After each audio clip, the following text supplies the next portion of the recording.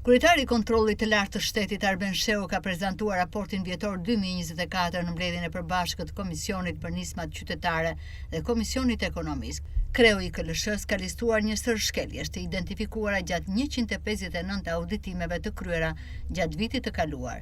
U konstatua mos realizimi plot i planit vjetor të kontrolleve, si dhe problematika në kontrollet e kryera veçanërisht në përzgjedhjen mbi bazë risku, dokumentimin e procedurave dhe konkluzionet përkatëse. Në nivel qendror u konstatuan mos përmbushje midis të ardhurat të raportuara dhe atyre të arktuara realisht, mungesë rakordimi me thesarin dhe regjistrat e pagesave, përdorim të ardhurave jashtë destinacionit ligjor, menaxhim i pamjaftueshëm i aseteve publike. Institucionet që administrojnë kolaterale dhe kredit të falimentuara, si në rastin e Agjencisë për trajtimin e kredive, u konstatuan mungesë dokumentacioni, mos regjistrimi i pasurive të konfiskuara dhe pamundësi identifikimi apo vlerësimi të tyre, sisteme të dhënave të paplota dhe mungesë ndjekje ligjore ndaj debitorëve. Në disa auditime të kombinuara janë konstatuar probleme me regjistrimin e detyrimeve të prapambetura, të cilat janë raportuar në mënyrë të fragmentuar ose të pasaktë në pasqyrat financiare, duke reflektuar në periudhat të mëvonshme dhe duke ndikuar në planifikimin real të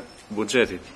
Auditimet e realizuara për gjatë vitit 2024 konstatuan problematika në fushën e prokurimeve të përhapura në institucionet administratës qendrore dhe vendore, universitete, spitale dhe ndërmarrje publike. Ato lidhen kryesisht me planifikimin jo efektiv të prokurimeve, kufizimin e konkurrencës, parregullësitë në hartimin dhe zbatimin e kontratave, si dhe mungesën e kontrollit të brendshëm. Po ashtu, kreu i KLSH-s tha se probleme janë evidentuar dhe në disa bashki të vendit, sidomos me detyrimet e prapambetura.